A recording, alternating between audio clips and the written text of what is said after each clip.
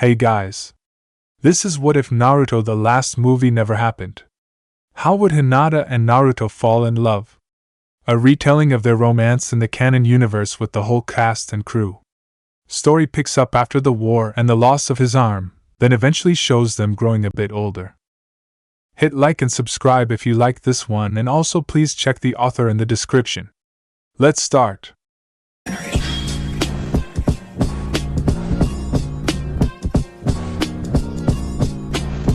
Chapter 1: Broken Pieces. Grief was a funny thing. Hinata Hyuga let her tears flow, uncaring.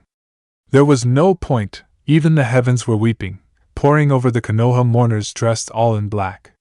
Set above a rectangular box, the unsmiling photograph of Neji looked back at her. She looked beyond his coffin and saw all the others arranged in perfect symmetry before the gathered crowd. She couldn't hear it, but she knew she wasn't the only one crying. Oh, Neji. She'd lost her strongest ally in the battle to find her own strength. Now she was alone. She continued to let her grief flow, letting the tears and the rain run down her cheeks. Yes, grief was funny. Even in the midst of her sadness, she felt pride for Neji. His death had been his choice. He had chosen to give up his life for a cause he believed in, and that made her happy. He had achieved his freedom, his escape from a destiny he had never chosen. Still, she wept. Naruto Uzumaki, hero of the Great Shinobi War, stood beside her, looking at the rows and rows of black-covered coffins, and felt his heart ache. It was heavy, but in his mind, all he could think of was, "Thank you." He looked at the 3 coffins closest to him, Neji's, then at Inoichi Yamanaka's, then finally at Shikaka Nara's. He then looked beyond these 3, at all his fallen comrades, his fellow shinobi. He made a vow. "Thank you all for your sacrifice, for your gift. I won't forget. You're all part of me now. I'll carry you with me until I die." Ouch! Naruto howled. "Granny! That hurts." Lady Tsunade Senju ignored his complaints, grabbed his shoulder, and jabbed the prosthetic into his upper arm. She performed some complex medical jutsu, gathering her chakra and letting it flow into the seam where muscle met synthetic fiber. "Arg!" he yelled as he felt the pain of the procedure. His nerves were tingling and fire spread throughout his body. She glared at him, then flicked his forehead with a finger.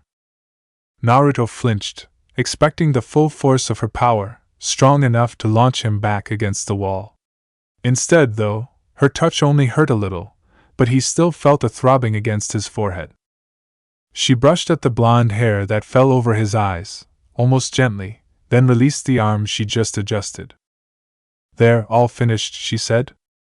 He realized now that her flicking his forehead had been a way to distract him from the pain. He hadn't even noticed that she'd finished and had completely attached the prosthetic to the rest of his arm. Naruto looked down and flexed it experimentally. After a moment, his fingers moved on command. He wiggled them and they moved a little bit slowly. "It's going to take some time to get the synapses of the nerves fully connected, so you'll have to do the hard rehabilitation that comes with it," Tsunade said with a hard look into his eyes. "Don't skip the exercises. If you do, you won't be able to completely control the movements of your arm and your fingers. That means you won't be able to make perfect seals for ninjutsu." Naruto grinned back at her, blue eyes excited. "I won't. This is pretty cool." He gave another wiggle, and he could sense that his fingers seemed to be obeying his commands faster. She huffed, but she was glad to see the usual bright expression on his face. He'd been gloomy for the last few days.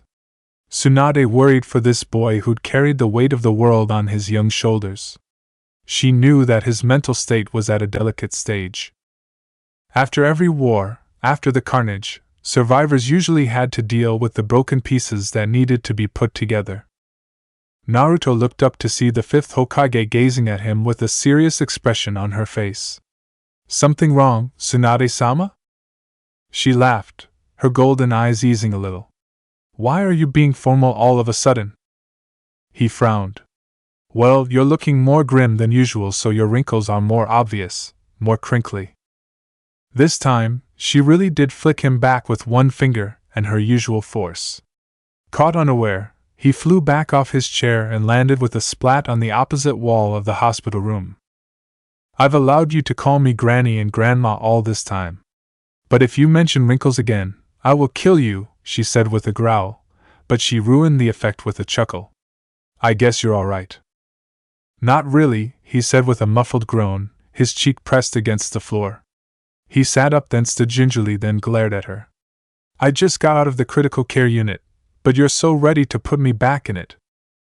She sat back in her chair, overwhelmed by the sudden urge to cry as she watched him turn around and move his newly attached arm in a circle a few times. He then bowed his head, looking for the sandals that had flown off his feet when she'd sent him flying. She sighed. Oh, my boy. You've kept your promise and stayed alive all this time. You'll be a great Hokage someday. Right now, though, there are still some things that are unresolved in you. Tsunade knew firsthand the effects of surviving a war while seeing others die before your own eyes. Not being able to save people hurts. Naruto, she said. Huh? He said as he looked up at her, a startled expression on his face. He just got done putting the sandals on his feet. If you feel like you want to talk about anything, you come to me, okay? She said after a pause. She smiled. Anything. I'm not Hokage anymore, so I'm free. He grinned at her, understanding. Yeah. I will. She shooed him away. Well, you're done now, so get out of my sight. Grandma Tsunade, thank you, he said as he paused at the doorway. Tsunade blinked back tears as she watched him walk out. She sighed, then snorted at herself for being so sentimental. Naruto wasn't the only one who'd been gloomy these past few days. She shook her head and stood up. This was no time to mope around. Konoha had to be rebuilt, and there was a new Hokage who needed some guidance. She was going to have to tell him where she kept the bottles of sake she'd stashed, hidden away from the watchful eyes of Shizen. He was going to need it. Naruto had known, of course, what Tsunade had intended. She'd meant well, but he just didn't feel like talking right now. He just wanted to let things settle in his mind, in his heart first. He'll deal with everything his own way. But he was really happy to hear her reaching out to him. A rumble inside his stomach made his lips twitch. What is it, Kurama? That makes her the third person today to say that. Humph. Kurama growled. It's not like I'm not here. Naruto laughed, silently carrying on the conversation with the fox spirit in his beast plane. Hee, Kurama, are you jealous? Are you actually concerned for me? There was another rumble. Hardly. I just want other people to stop bothering my Jinchuriki. Naruto smiled. Thanks, Kurama. But it was nice of Shikamaru and Kiba to try to cheer me up, though. Earlier, the two had stopped by at the hospital to see him on their way to their latest mission. He sighed. Especially Shikamaru. Shikamaru, who'd lost his own father, had offered him comfort. But Naruto didn't know how to deal with it, how to accept sympathy and kindness from his loyal friend when he'd wanted to say something about Shikaku's bravery to his son. It was awkward. He still felt guilty even though it hadn't been his fault at all. Naruto! Sakura suddenly called out as she walked towards him. Her pink hair was tied up in a ponytail, her green eyes gleaming. She was wearing the white lab coat she usually wore when she was at the hospital. Sakura, you working today? He asked her. Yes, she said. She glanced at his arm and smiled. I'm so glad Tsunade-sama finally finished the arm. That's good, right? Yeah. He held it aloft, the bandages new and pristine. I just wanted to see the arm for myself, she said after inspecting it. She then looked down at the chart she was holding in her arms. Okay, I still have a lot of patients to see, so I'll talk to you later?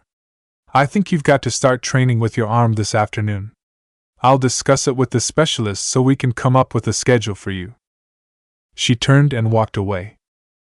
Naruto quietly watched her go, glad that she was doing fine and keeping busy.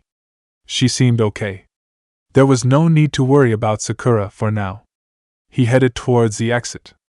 He was still wearing his hospital clothes, but he just wanted to go outside. The weather was nice and he didn't want to stay cooped up indoors. He felt like going for a walk.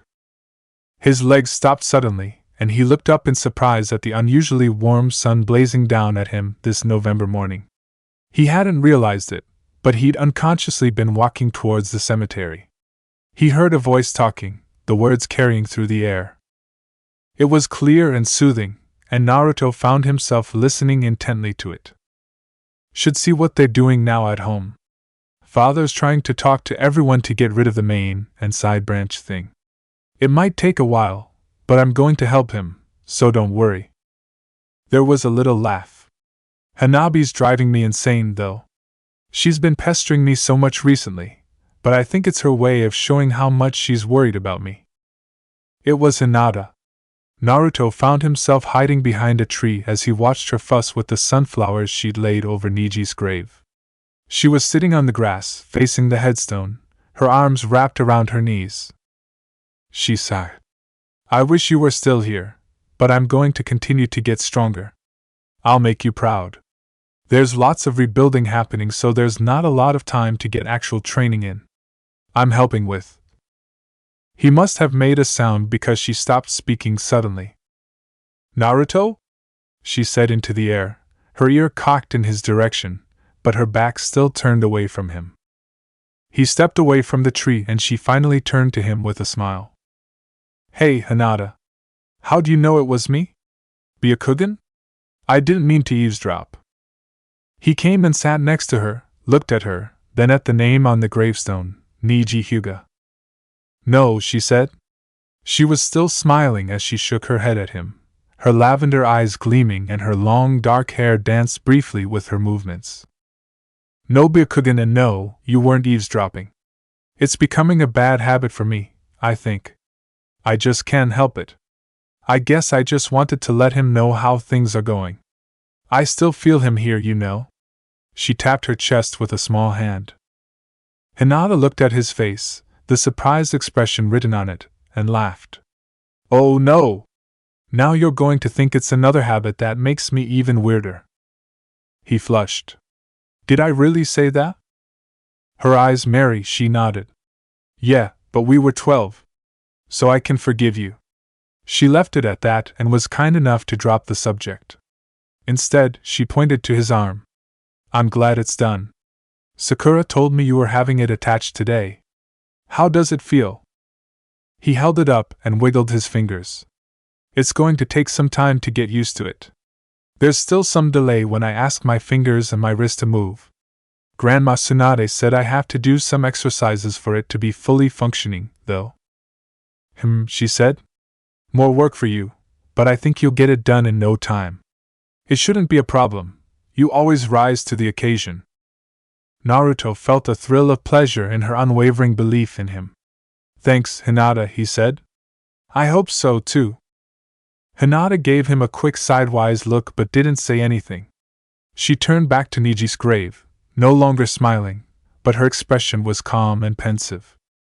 He noticed that she hadn't really answered his earlier question, but he let it pass. How'd she known it was him who'd been hiding behind the tree if she hadn't used her Byakugan? They sat in silence for a long time, neither Hinata nor Naruto willing to break it.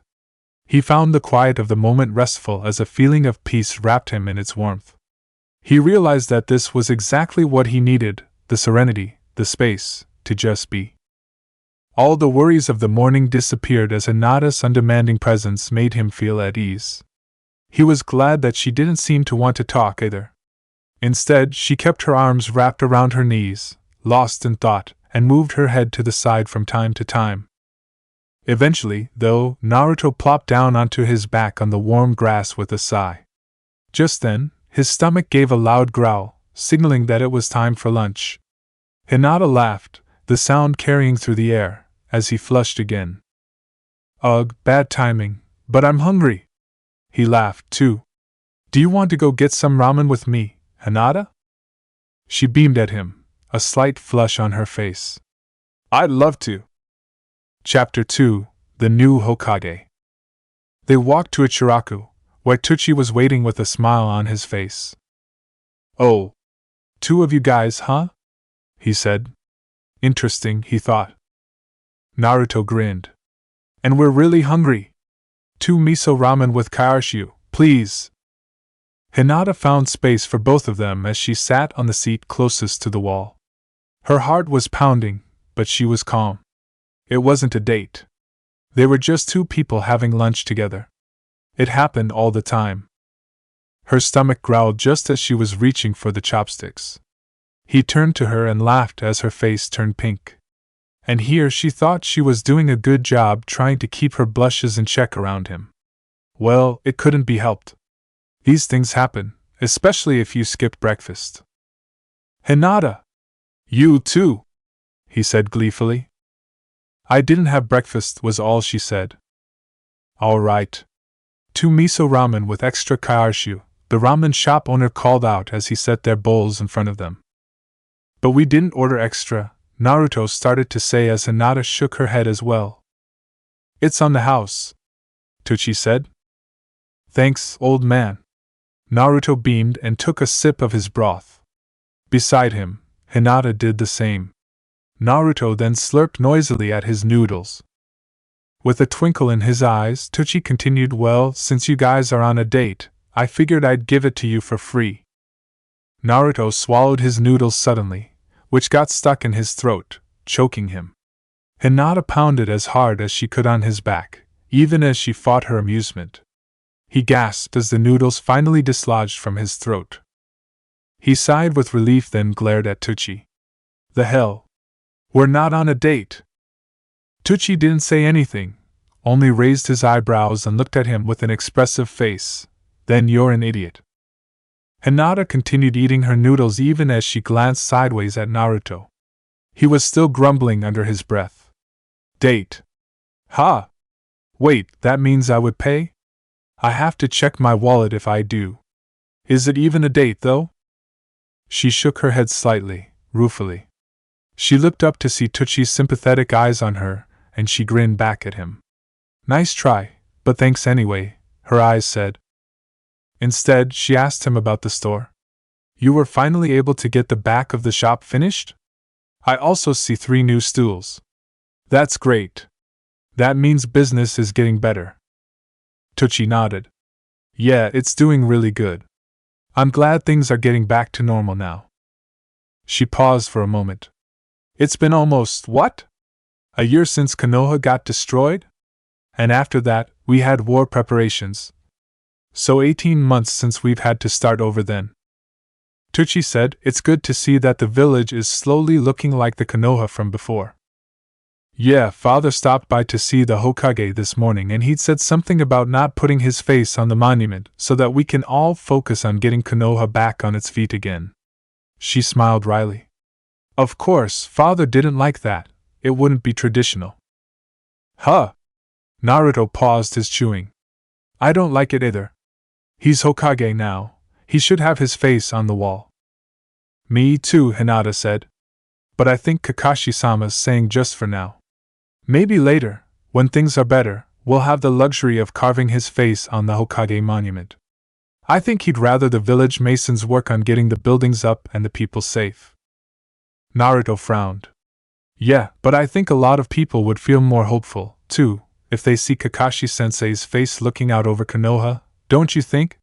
He's pretty inspirational." She smiled. "No doubt." He kept on chewing until he drained the last of his soup. "Well, I'm going to have a talk with him about it later." Hinata finished hers and stood up. "Thanks for the food," she told Tucci. She turned smiling eyes at Naruto. "I'll get this, Naruto," she said as she pulled out her wallet. Naruto started to protest, but she stopped him with a hand on his arm. "I don't see any pockets on your hospital clothes." Tucci laughed. Naruto turned a violent shade of red. In the end, it had taken Naruto 3 days to finally track down Kakashi. After his lunch with Hinata, he'd gone back to his hospital bed and taken a nap. Hours later, he'd been rudely shaken out of his sleep by Sakura, who'd come to find him for his rehabilitation. She dragged him to see the specialist. Tsunade hadn't been joking when she'd warned him about the work. It hurt. A lot. Initially, during the operation, he'd only felt a stinging pain.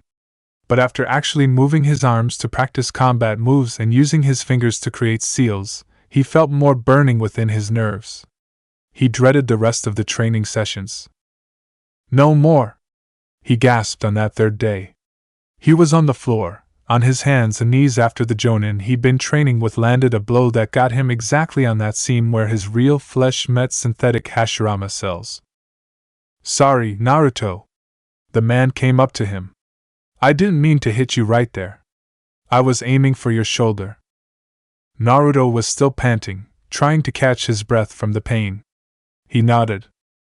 The jonin looked at the clock. It's almost time to finish anyway. You want to call it a day? Naruto smiled briefly. Yeah. Thanks. See you tomorrow, then. After that, Naruto changed out of his training gear into a t-shirt and his favorite orange sweats. He was walking home when he caught a flash of silver on a grassy knoll at the park. Kakashi was laying on the grass, his arms folded behind him, hands behind his head. His face was turned upward into the sky, dark eyes closed above the mask he usually wore.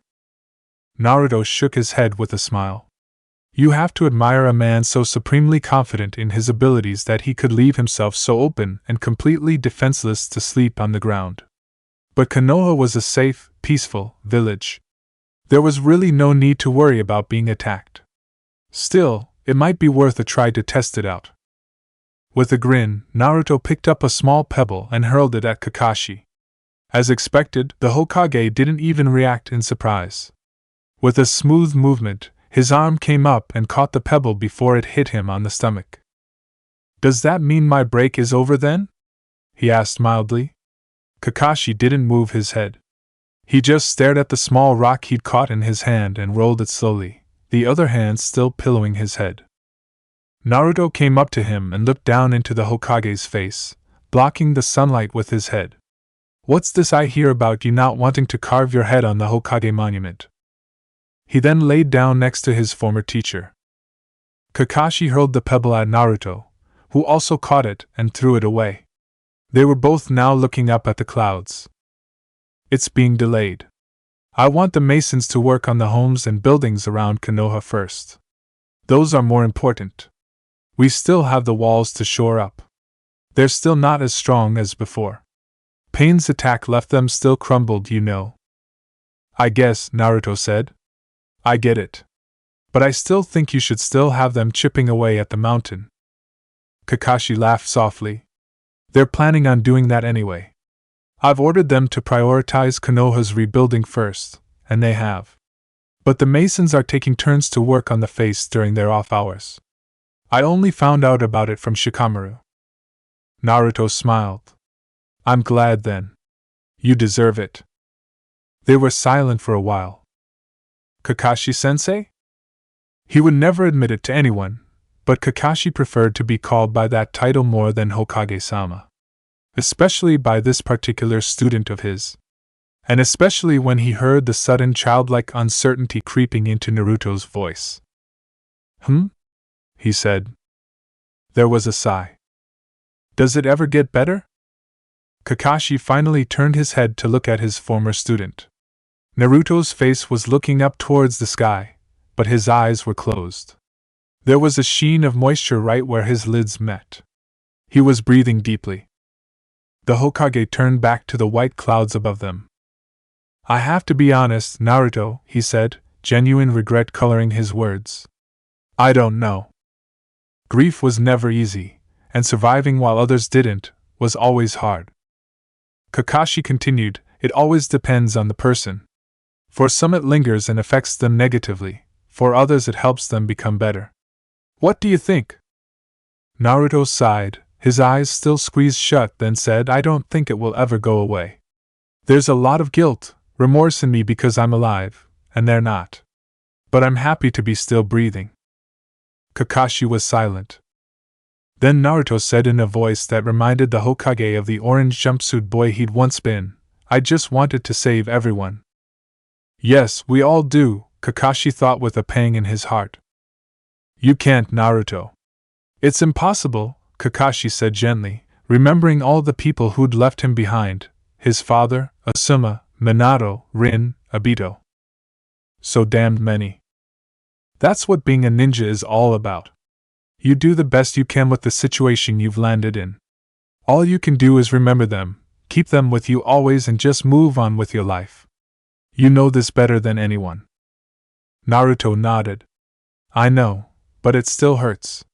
Sometimes I think I'm okay, but then it hits suddenly and I feel like I'm drowning and I can't breathe. Kakashi closed his eyes. Yes, it does. It still does. Kakashi's time had been an unending series of wars. He'd been at war since even before he could remember, always been in the thick of battle, always losing people he loved. Kill or be killed was a constant state of mind. It had hardened him because it was the only way to survive. He'd struggled to keep the memory of his fallen comrades in his heart to help him remember his humanity, to never forget why he still needed to fight. But Naruto was different. Even as he'd fought evil, he'd never lost the enduring optimism that had been his strength for most of his young life. He would never be hardened. And now, peace had finally come over Konoha, over the rest of the elemental villages. The shift from wartime to peace, though, was going to take some time to get used to. This was where the real work came in, dealing with the broken pieces of not only your life, but everyone else's. How do you explain that to somebody who'd already willingly taken upon himself the struggles, the pain of the world? Would he ever be ready to let go of that burden? This young boy, still not a man, aiming to be Hokage, already knew how huge that responsibility was going to be. During the fight against Madara, he'd been willing to give up his life for everyone. It was enough to crush a man. But it didn't have to be that way, not if Kakashi could help it. Naruto had a whole life waiting for him. You drown, but people pull you up so you eventually come up for air again, right? Kakashi said. Naruto, still with his face up to the sky, opened his eyes, swiped a hand across and nodded. Yeah. That's a good thing. That pain you feel will remind you of why you're still alive. Each time you feel it, it's an opportunity to be grateful, isn't it? To all those people who've touched your life. Kakashi was still looking up at the clouds, but he hoped his words were piercing through to Naruto. He heard a sigh and a sniffle. He continued. Grief, guilt, remorse, relief. It's all there. You have the right to feel all of it because we're human. But I just want you to remember that even with all of that, others have experienced it, too, and so it's something we share with everyone, a bond with others to make you feel like you're never really going to be alone. People will always be there to help you, so you don't always have to carry your burdens all by yourself. Naruto laughed suddenly, the sound carrying through the air. Trust Kakashi-sensei to make everything so clear. He'd known his former teacher and captain would be able to understand his feelings. After all, Kakashi had been a child warrior, too. They'd both been dealing with death since they were young. He was the perfect person to discuss his feeling of guilt and the weight of the burden he'd had to shoulder during the last year. They were cut from the same cloth, after all. They'd both been thrust into positions they'd never wanted, but had met everyone's expectations and accepted the responsibility without fail. Yeah, you're right. Itachi said something similar, too, a long time ago. Kakashi smiled behind his mask. Itachi. Of course. Just remember this when you're eventually Hokage, Naruto. Naruto laughed again, feeling better and finally at peace. His feelings were settling down. Yes, he would carry the memory of everyone in his heart. It would give him strength. And when things got really bad, he would remember the ways that they had made an impact on his life. He looked at the impressive form of the new Hokage and smiled wider. That's right. It wasn't just about the friends and family he'd lost. There were still a lot of people he loved left in his life, and one of them was right next to him, and hopefully, will still be there for a long time. He felt the mischief rising back in him. He said to Kakashi, "You know, when I'm Hokage, I'm just glad that my face is going to be next to yours on the monument." Kakashi finally looked at Naruto, and he answered with a glimmer in his eyes. "Why do you assume it's automatically going to be yours next to mine?" Naruto sputtered in surprise. "It could be Shikamaru's face first." Or, Kakashi gasped dramatically, "Kiba's." "No way!" Naruto bounced up with an angry huff. "No, never, no, no, no! It's my face that's going right up there." Kakashi laughed. Yeah? He too stood up. "Don't be hasty now. I just got the position, you know." Naruto glared at him. "Humph." Kakashi turned and started walking away. "I guess I have to go back to work. Tsunade-sama's been helping me get used to things, but all she does is drink and give orders. Must be nice not to be Hokage anymore." He stopped and looked back at Naruto. "Sasuke's heading out tomorrow, you know." Naruto nodded. "I know." Kakashi smiled. "Okay then. See you around, hero." He turned and made his way back to the Hokage's tower. Author's notes. I love Kakashi, he's so wise, but he can be such a troll too. Smiley face. Chapter 3. 2 Conversations.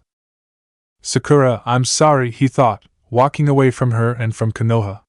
He'd said his goodbye to her a few minutes ago, and he was determined not to look back.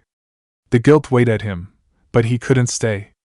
There were so many things he wanted to tell her, but he needed time. Time to think, time to process, but mostly, time to heal.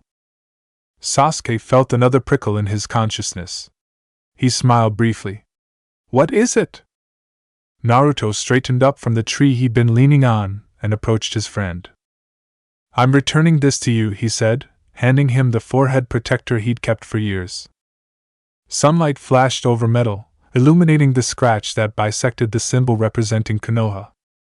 Sasuke accepted it. "I'll take it now, but I'll give it back when we finally have our final match." Naruto didn't smile, just continued looking at him. Sasuke kept his gaze locked on Naruto's, almost blinded by the warmth that always seemed to surround him. The aura around Naruto was bright, warmer than the sun. Must be the Rinnegan causing all these hallucinations, he thought with sudden amusement.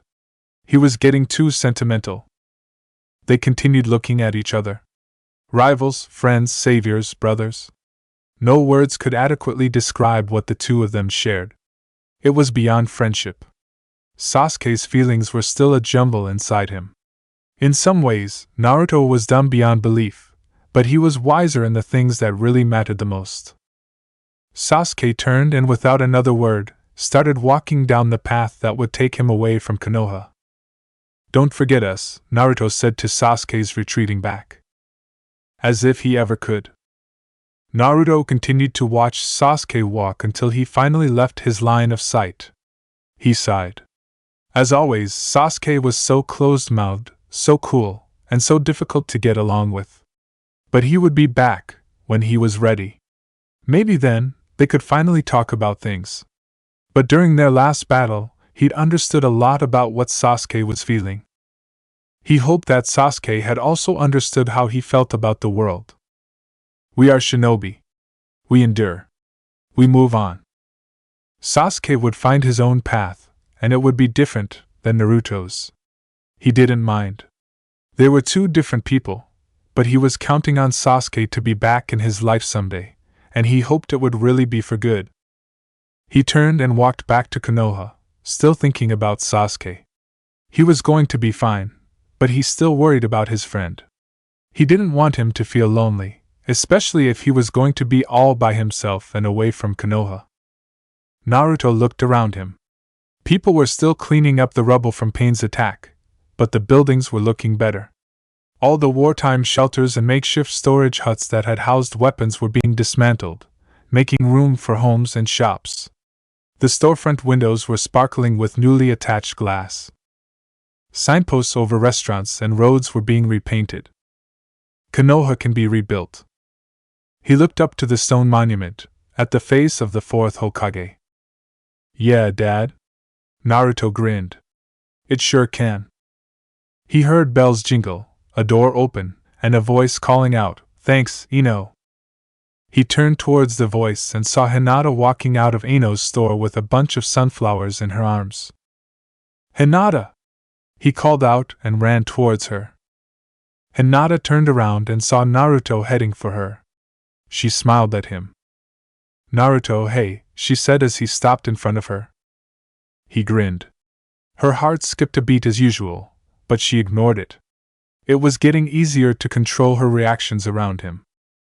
"Are you going to visit Niji again today?" he asked. She nodded. "Yeah, I'm stopping by for a few minutes." He looked at her hesitantly. "Do you mind if I tag along?" She was surprised, but she smiled at him again. "Sure, Naruto. I think he'd like that." "Thanks, Hinata." He pointed to the flowers. "I can hold those for you if you want." "Thank you," she said softly as she handed them to him. "How sweet." "Do you go visit him every day?" Naruto asked. Hinata shook her head even as she marveled at how normal she was acting around him. Recently, she could actually hold a normal conversation without falling to pieces. This was good. "Not every day, but whenever I can. I only have a few minutes today. I have to go back home right after. There's a clan meeting. Then after that, I'm heading to the hospital to help out. They need Byakugan users." He looked at her, squinting. "You've been busy." "Yes," she said. "It helps. Otherwise, I'd be moping around and just let things overwhelm me, you know?" He nodded. "Yeah. I know exactly what you mean." She glanced at his prosthetic arm. "How's the training coming along?" He gave a snort full of feeling. "Painful." He wiggled his fingers and showed it to her. "But it's getting better. My movements are getting smoother, so I guess it means that the nerves are healing pretty quickly. There's only a slight hesitation now, so when I make my seals, it's easier to do them." "I'm glad," she said. She truly was. When she'd seen him after his fight with Sasuke, she'd worried that the loss of his arm would be one more thing he'd have to deal with in a life already filled with so many obstacles. They reached the cemetery, and both of them prayed over Niji's grave after Hinata lit candles and laid the sunflowers over the stone bearing his name. She sat down with her knees up, patted the seat next to her, and looked up at him. "I'm staying for a couple more minutes.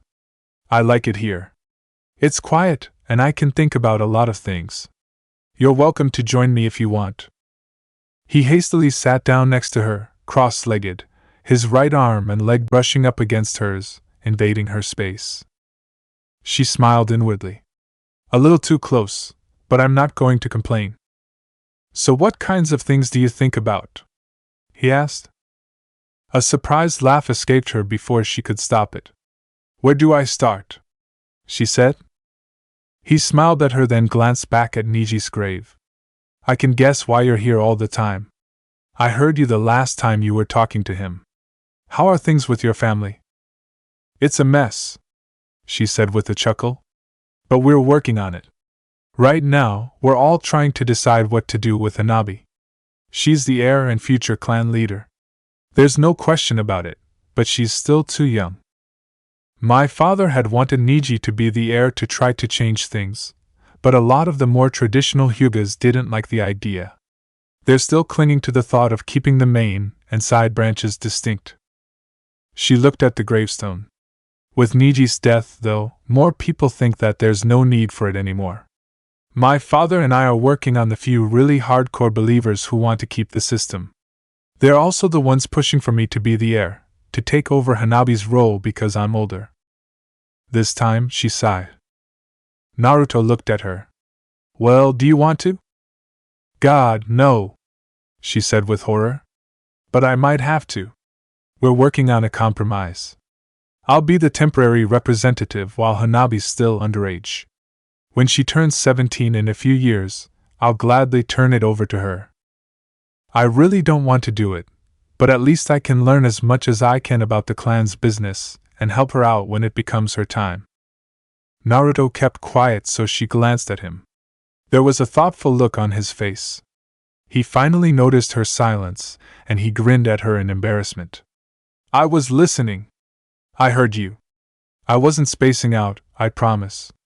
I was just thinking that even though you sound like this whole clan business is a pain in the ass, you still love your family.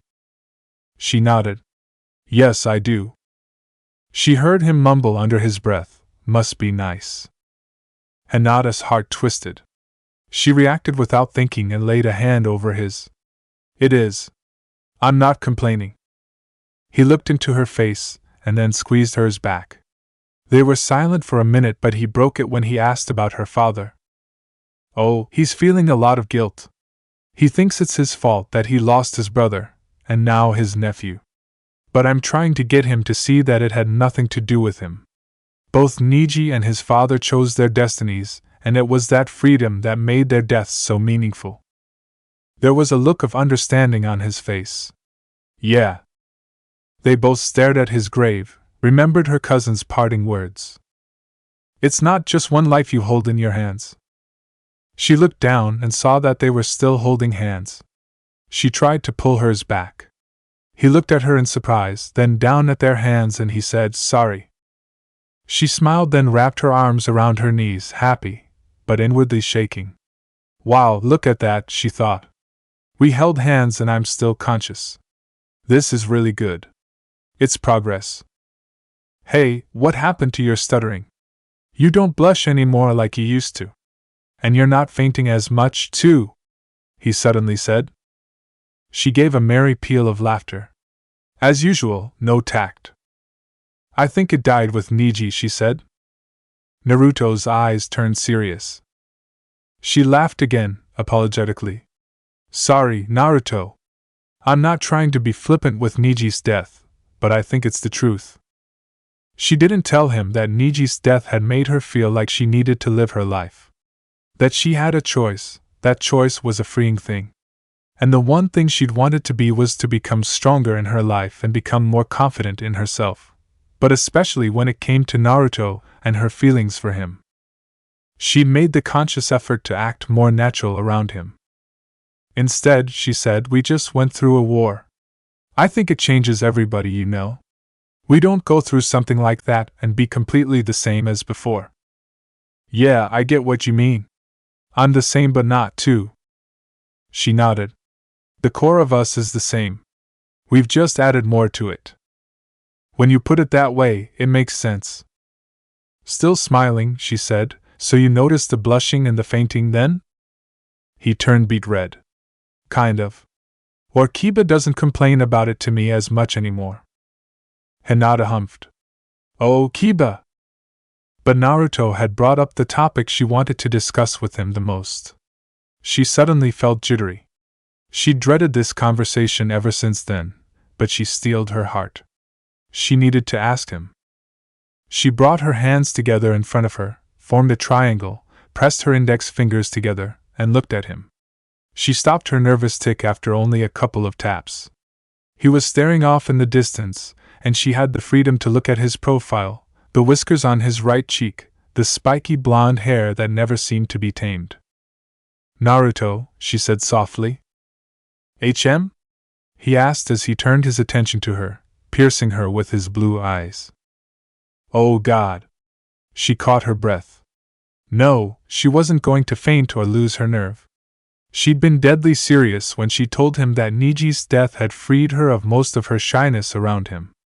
But she was still in love with him, and that feeling of breathlessness was never going to go away.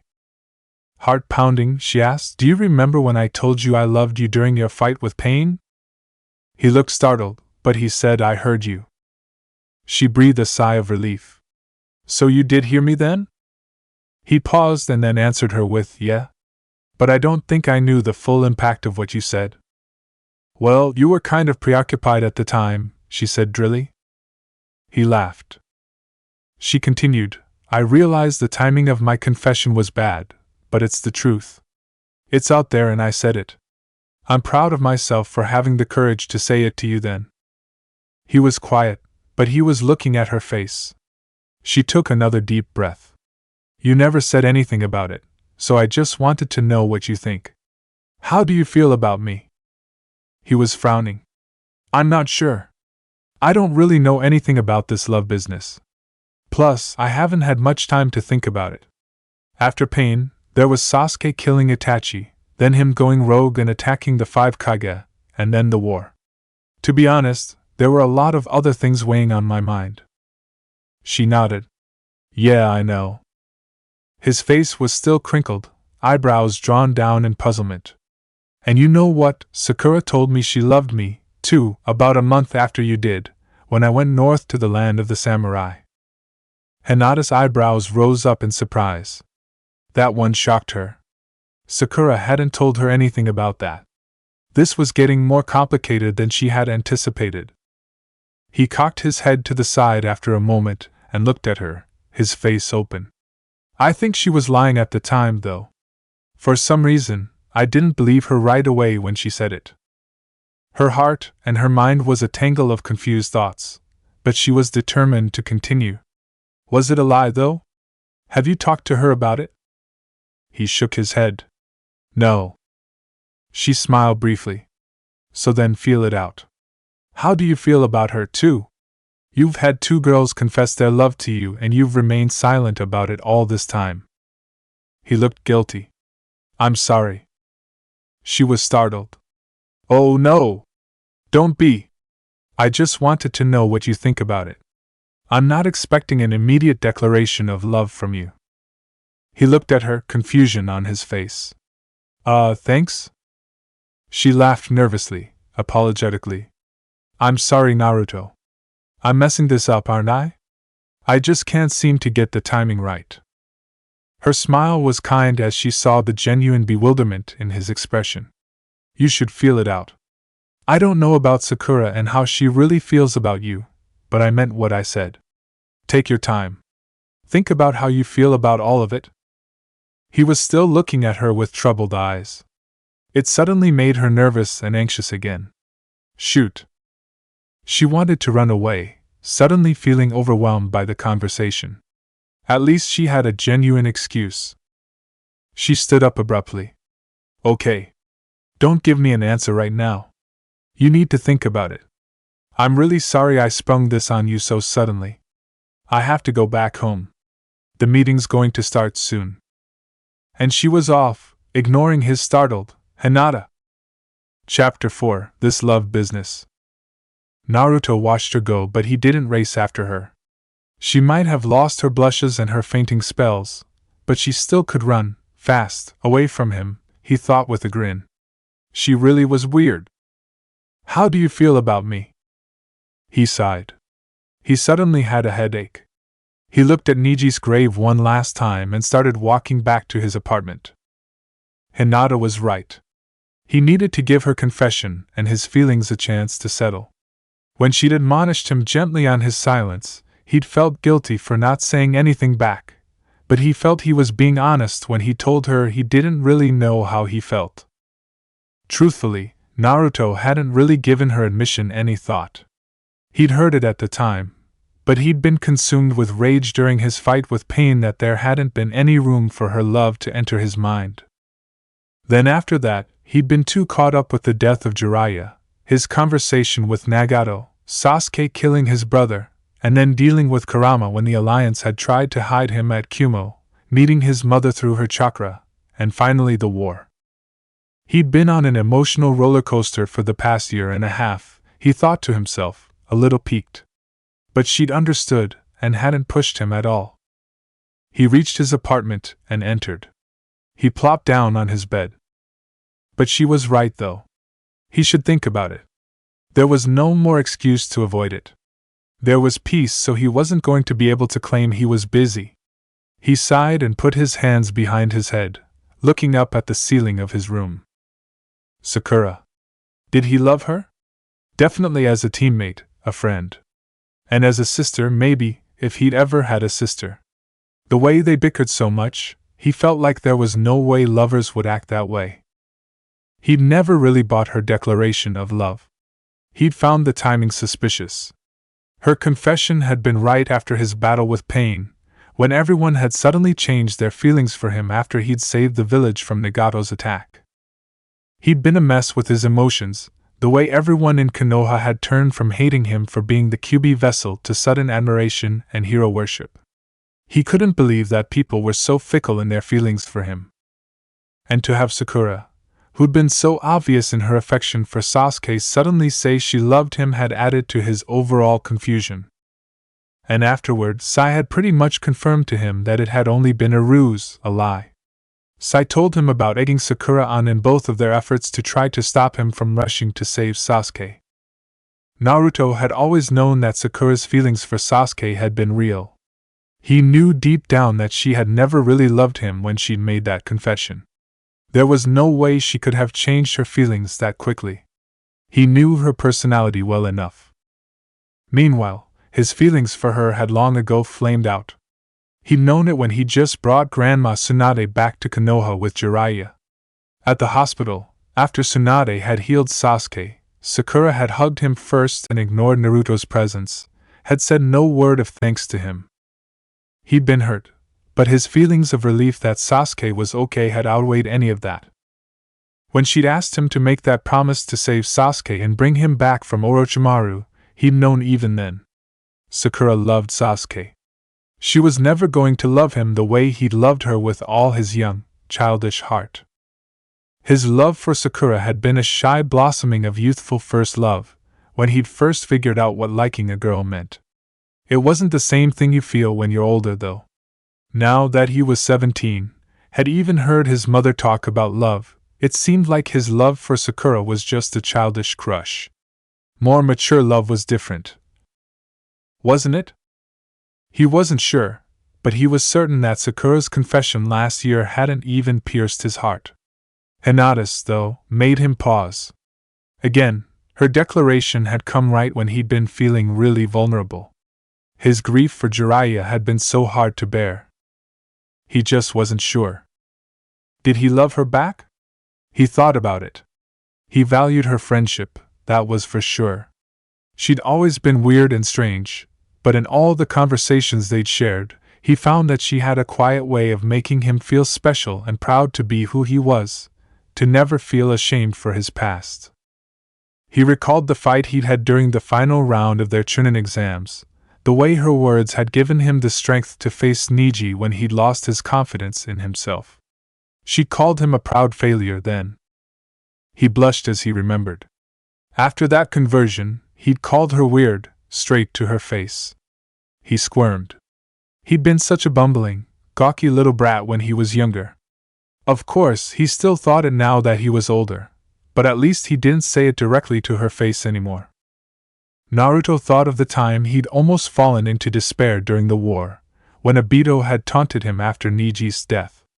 Even as her heart must have been breaking to see her cousin's lifeless body, she'd seen him in turmoil and had kept her cool. She had gently slapped him on his cheek then, and it had snapped him out of his emotional distress. She'd reminded him about his nindo, his credo. You don't go back on your word. And that had made all the difference in the world. He'd held her hand and gathered strength from hers and from her belief in him.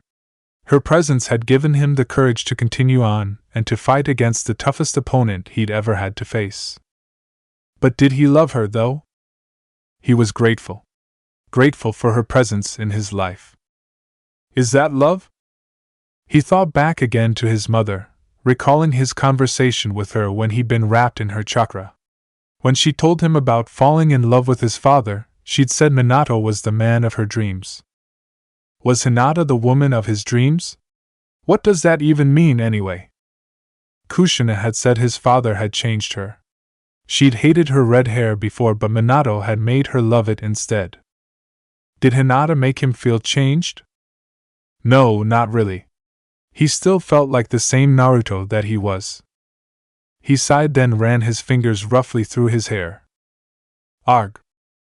His head was hurting again. This was so hard. What was love anyway? Coming up with an answer was harder than he thought. All he had were more questions.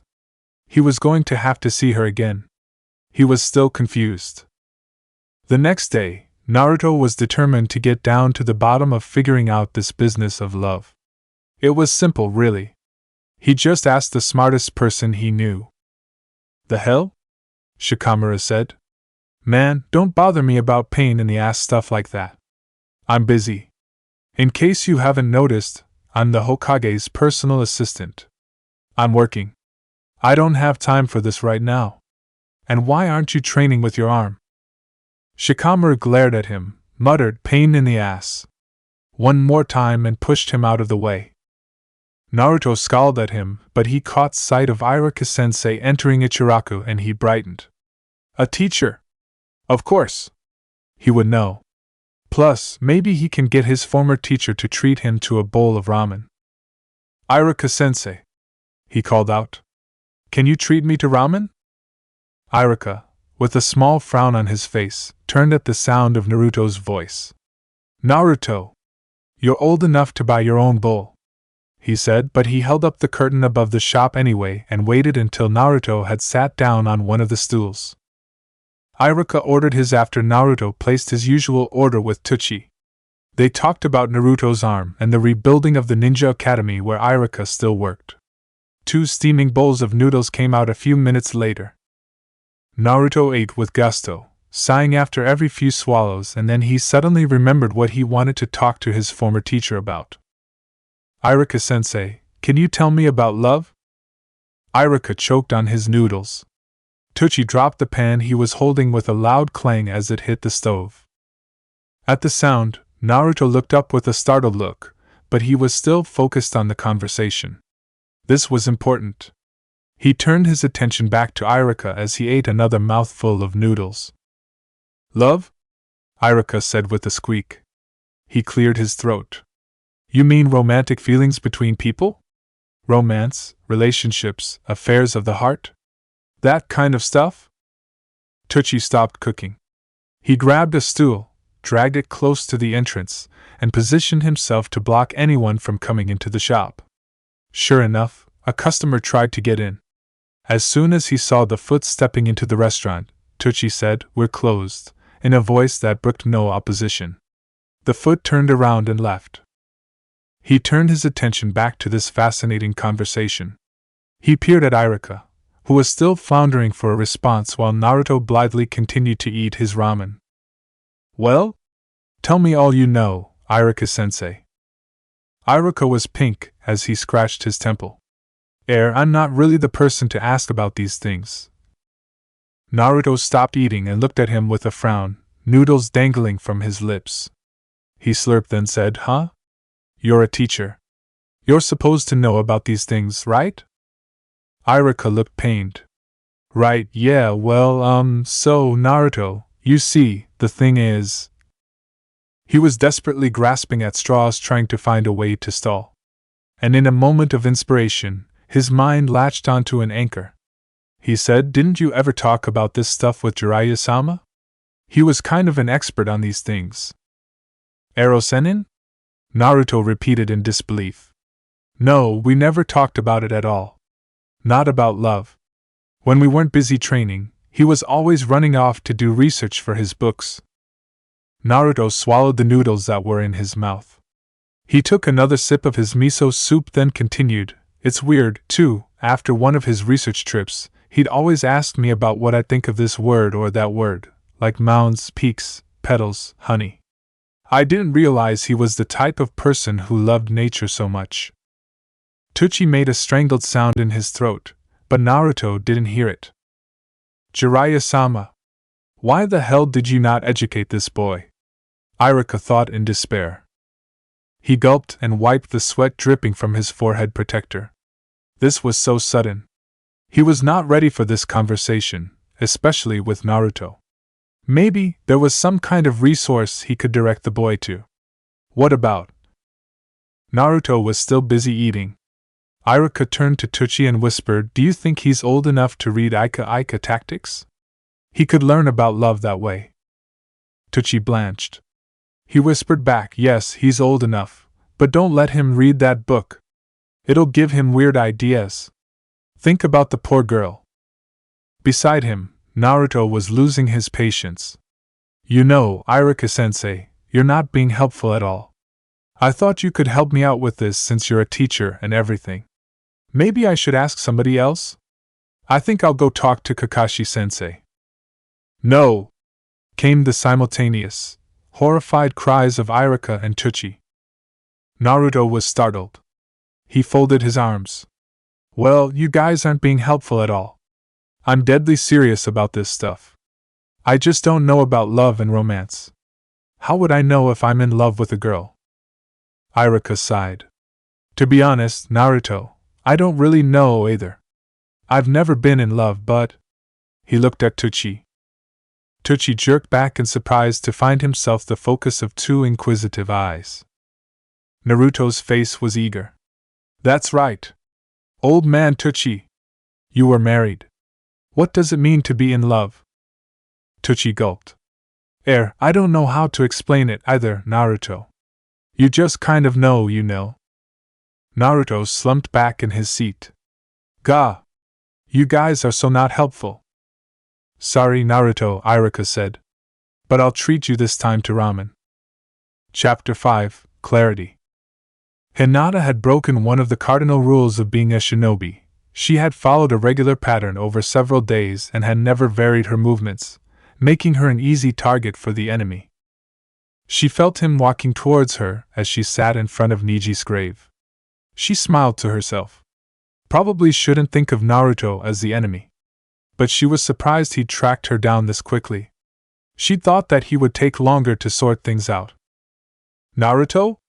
She asked, glancing back to see him sauntering up to her, his hands in his pockets. He looked serious. Oh no. Yo, Hinata, he said, then sat down next to her. Again, his elbows and knees invaded her space, but Hinata kept silent even as his arm brushed hers. I stopped by your home and your family said you were heading this way, so I came to see you and to continue our conversation the other day. I've had time to think. She smiled softly. And? She prompted. Did you really mean what you said? Naruto said. That I love you? Yes, I do. He sighed, then looked down at the ground for a few minutes. When he finally looked up, he turned, met her gaze, and started rubbing the back of his neck. Look, to be honest, I still don't know how to take it. He then looked down again. Oh, was all she said, looking at his hair, his bowed head. She waited for him to continue, to give voice to the feelings in him so she could understand where she stood in his life. He looked up into her eyes, and she was determined not to break contact even as she heard him say, I think I love you, but not in the way you want me to. It's the same love I feel for Irika-sensei, Niji, for Sakura, and for Shikamaru, for everyone, for the village. And Hinata knew then that he wasn't ready to accept her love. Strangely, though, she wasn't heartbroken about it. He wasn't in the right frame of mind to understand it. She knew firsthand what it was like to be forced to deal with things when you weren't prepared, the rejection from her family, the death of her mother, the death of her cousin. Besides, if she were being honest, either was she ready.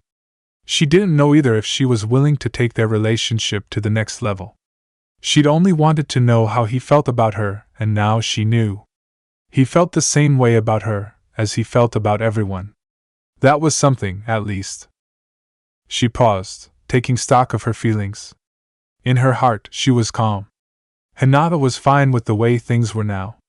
Besides, she had other more pressing things to worry about, herself. Niji's death had forced her to deal with the clan and the future of the Hyugas. They were pushing for her to take on a bigger part in the running of the business. But she suddenly felt free, lighter than she'd felt in months, unburdened by letting go of her expectations from Naruto. She beamed at him then, startling him. But she didn't care. She was finally able to feel acceptance, and it prompted her to be honest. Naruto, can you forgive me? I think I was being selfish that time I made my confession of love. I just wanted to air out my feelings because I thought it was my last chance to be brave before I died. I didn't expect to survive, you know. She gave him another look from under her lashes. There was no way I could win against someone like Pain. I only wanted to give you a chance to escape. You were the bigger picture, you needed to be saved. We needed to protect you from Akatsuki, and if I could help in some way, I wanted to do what I could. Hinata! Naruto looked shocked. You knew you were going to die? And you jumped in anyway? He said, almost screaming. He tore at his hair, his eyes frowning fiercely at her. I guess he didn't hear that part of her confession then. The part where she said she wasn't scared of dying, she thought with amusement. But the expression on his face made her heart skip a beat. She smiled again. Why so shocked? You did the same thing. You always do the same thing. And I think that's how Neji felt, I'm sure, when we were on the battlefield, when he jumped out to save us. And that made him suddenly deflate. He sighed, then nodded. We're shinobi. She looked at him, her gaze earnest. We never go back on our word. She suddenly grinned at a thought that had just popped into her head. It's funny, isn't it? Neji almost tried to kill me during the Chunin exams, but he changed and became my best friend. That's because you're too kind, Hinata. Me? She said with a laugh. You're one to talk. It was because of you that he was able to change. And how I was able to change, too, she silently added. He laughed as well. I guess. They were quiet for a while until Naruto said, This still doesn't clear up anything, does it? I'm not sure I love you the way you want me to, Hinata. I just don't know. He shrugged and shook his head. Her smile became wistful. It was clear for her, but he was still confused. Hinata then remembered the freeing power of having a choice. She decided that she could help him by easing the pressure he obviously felt. She didn't want her love to be another burden, another weight on his shoulders to bear. She wanted it to be his choice to make, for him to choose her, when he was finally able to understand and feel love. And because she was who she was, Hinata said, How about we call my confession a gift? A gift, something you can do whatever you want with. Wait. You're taking it back? No, she shook her head.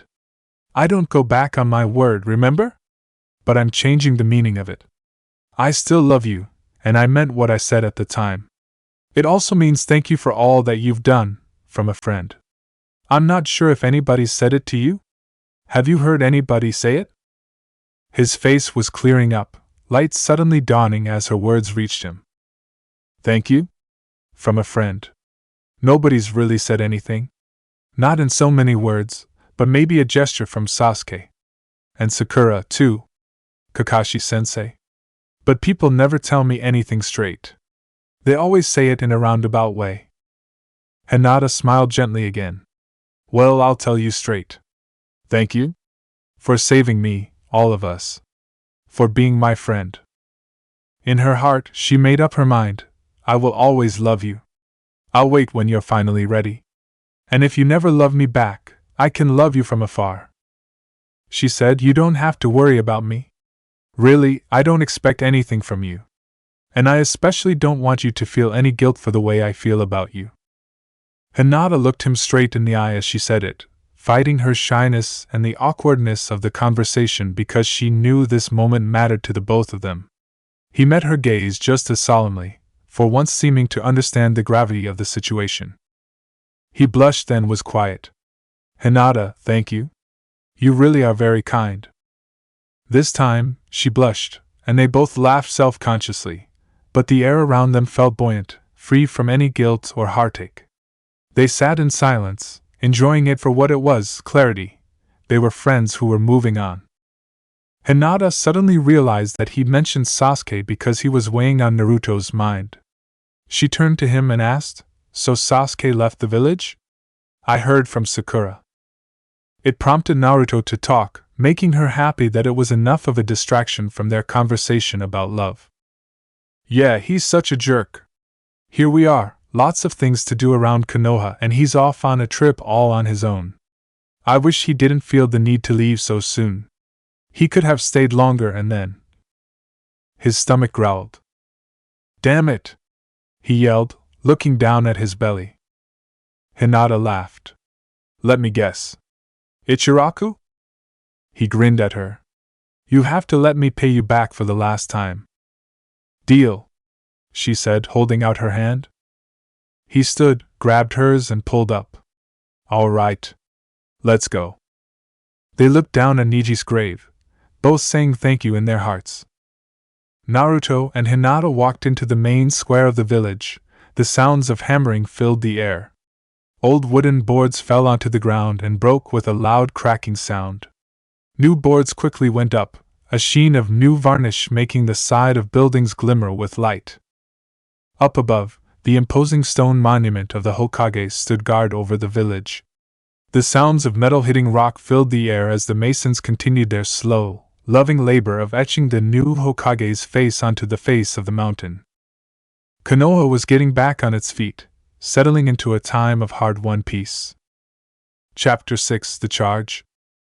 Kakashi stood looking up at the stone faces of the former Hokages. Next to Lady Tsunade's, his own face looked back at him. It was finally completed. It had taken 2 years, but the masons had all done their part to make sure that it was finished as quickly as they could. He was grateful for all their efforts. The walls defending Konoha were finally secure, and no rubble was left in the village streets. In fact, the village was actually expanding. He smiled ruefully as he found himself watching his feet slowly walk back and forth the stone floor.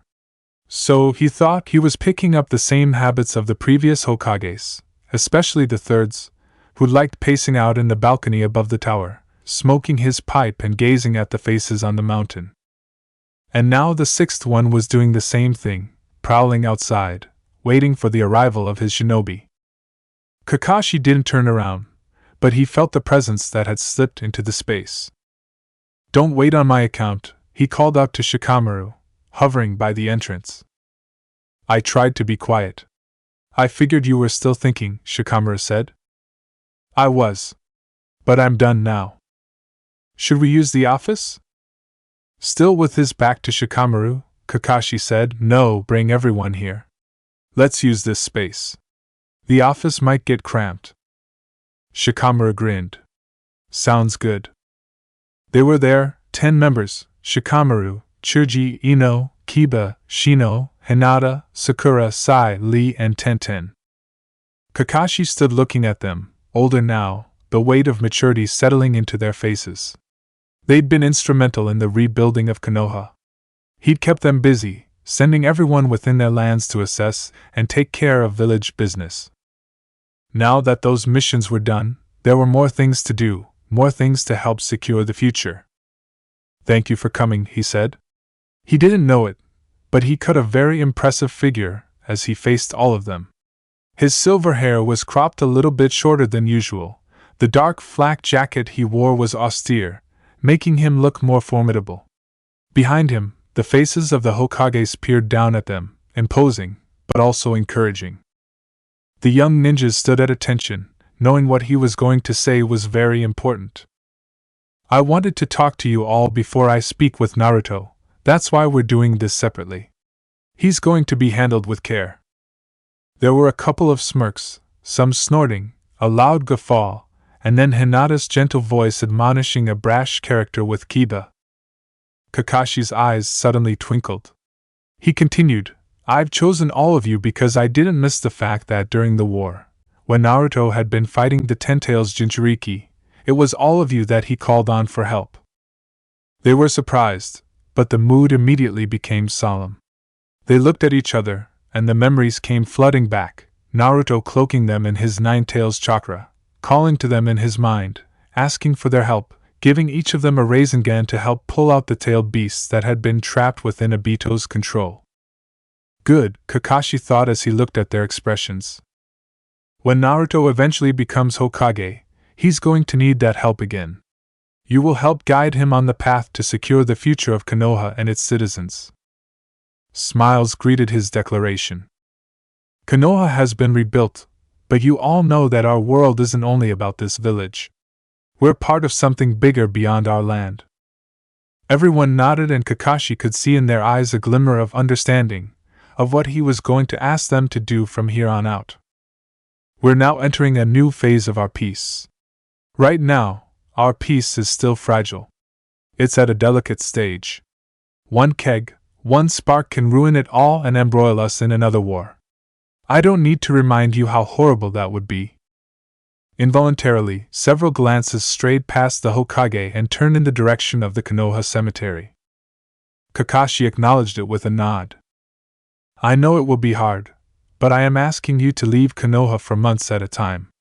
I want you to go out and travel, to visit the other villages to promote peace and build stronger relationships among our peoples. You'll learn that there is difficulty in trying to stay together when that one common cause is taken away. Yes, we all formed an alliance to fight against a common enemy during the war, but what's keeping us all united now?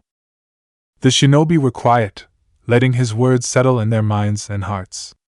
They were already imagining themselves setting foot away from their beloved home. I want you to find out that unifying reason. He glanced briefly at Sakura and Sai, former members of Team 7, who met his eyes, before continuing. Sasuke has already started, and it's been his way to ask for forgiveness from the people he's wronged. It's his way to atone for his sins.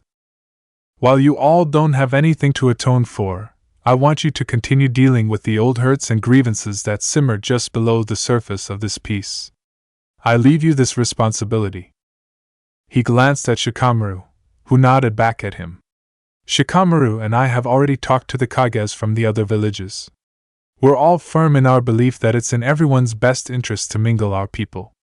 As you travel to these far-flung places, others will also come to Konoha. This will also be part of your missions, to deal with different people bringing different ideas into our community. The shinobi were quiet, understanding and accepting the responsibility that the Hokage had laid upon their feet.